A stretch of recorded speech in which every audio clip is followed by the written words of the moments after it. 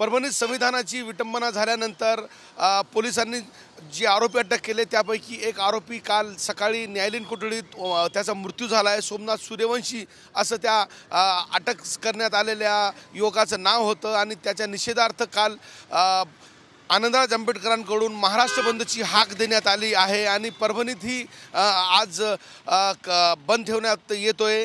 काल आंबेडकर अनुयायांकडून गौतम नगर या भागामध्ये बैठक घेण्यात आली आणि त्यानंतर आज परभणी कळकळीत बंद असणार असं या ठिकाणी बैठकीत ठरलेलं आहे। एकूणच आपण पूर्ण घटनाक्रम पाहिला तर सोमनाथ सूर्यवंशी हा दगडफेक प्रकरणातील पोलिसांनी त्यांना अटक केलं होतं। काल सकाळी न्यायालयीन कोठडीत असताना सोमनाथ याला हृदयविकाराचा तीव्र झटका आला आणि त्याचा रुग्णालयात नेत असताना मृत्यू झाला।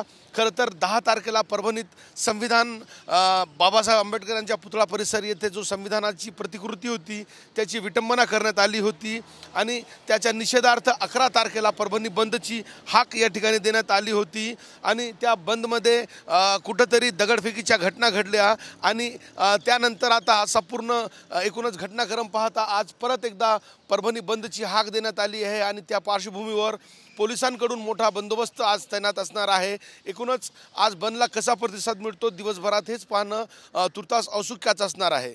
कॅमेरा पर्सन अप्पासाहेब मोहरकरसह नजीर खान, TV9 मराठी, परभणी।